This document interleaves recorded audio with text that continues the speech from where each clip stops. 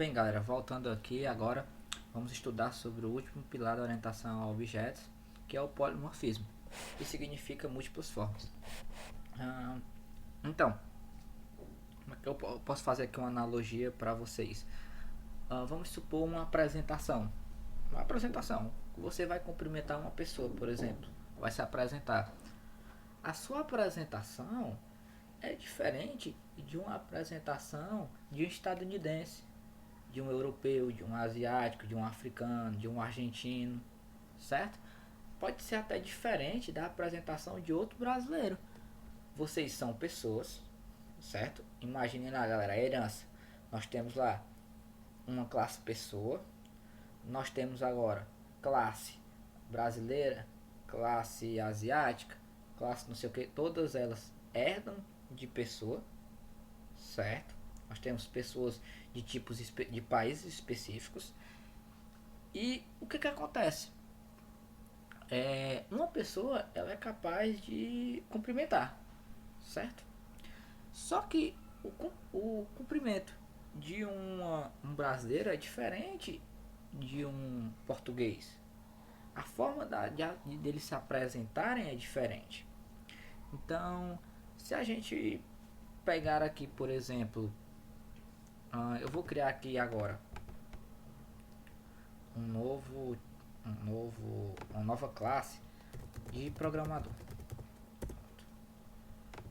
Eu vou copiar isso aqui, todinho, certo? Para programador, extends, ele agora é um programador, certo? Ele não tem código da OAB, por exemplo. Só que a minha pessoa ela é capaz de se apresentar, por exemplo, public function apresentar. Pronto. Basicamente é isso. Eu vou dar um eco aqui.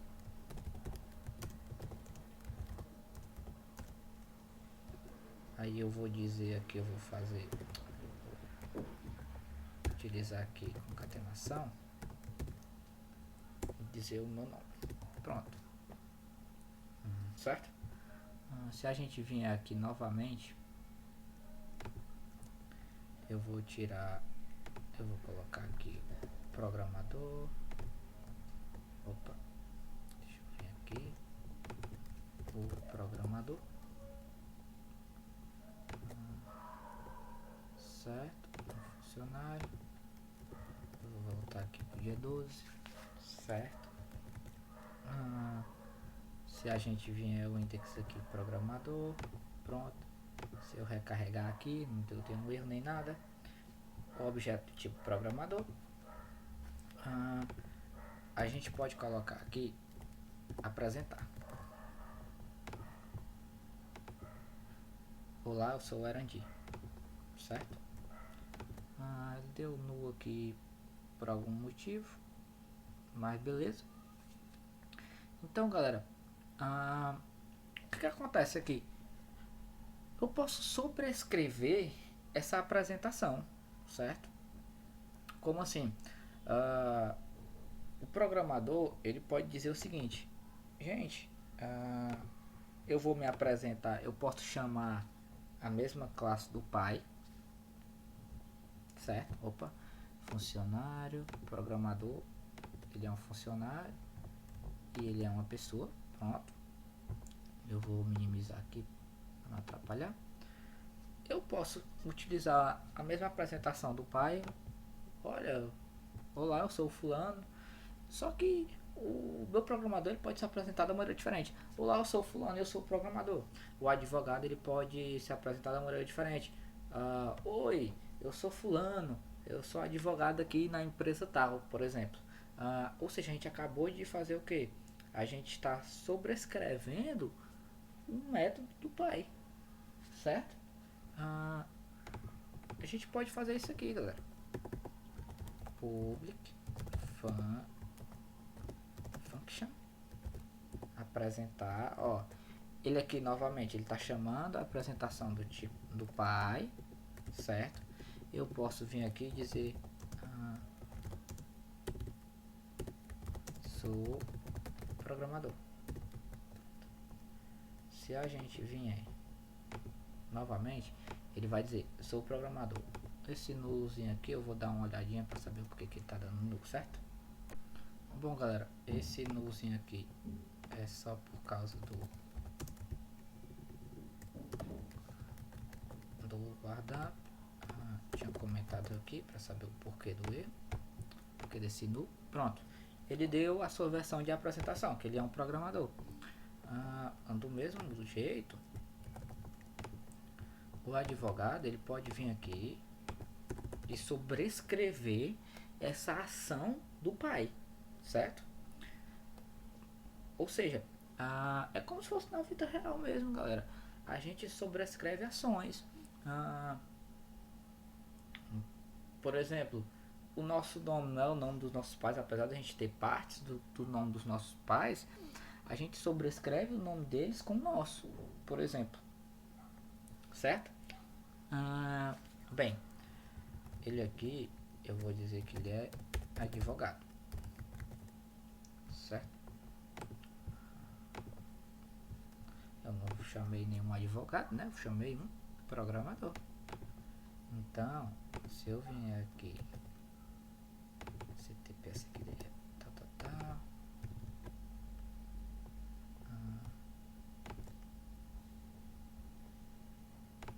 a gente aqui não tem código TAB, pessoal, certo? Aqui vamos fazer pequenas correções.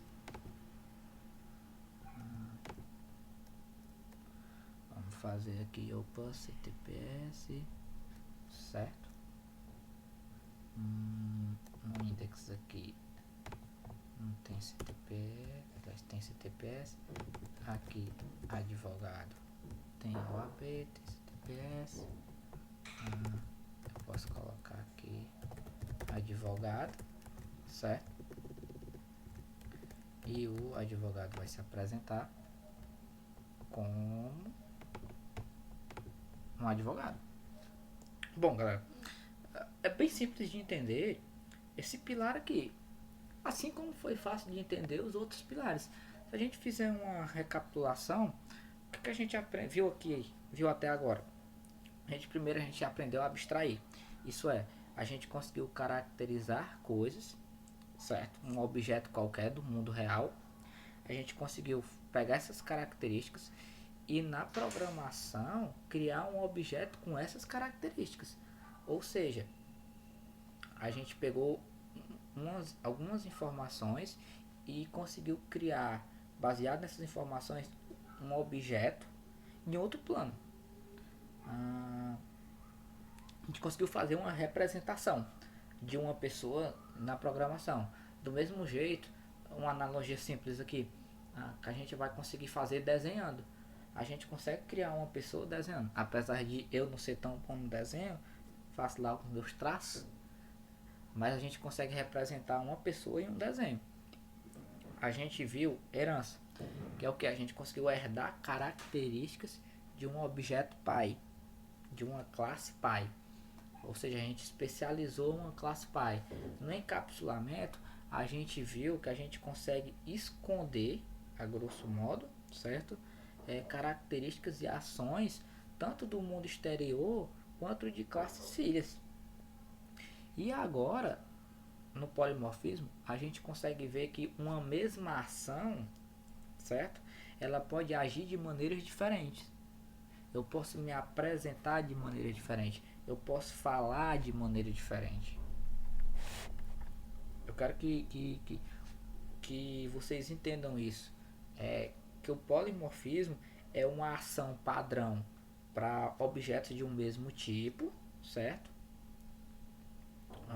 Advogado, um gerente, um secretário, eles são do tipo funcionário, ou seja, eles têm uma determinada ação em comum para todos. E essa ação, só que essa ação comum para todos Em cada objeto específico, ele pode implementar, essa ação ela tem uma apresentação diferente, ela age diferente.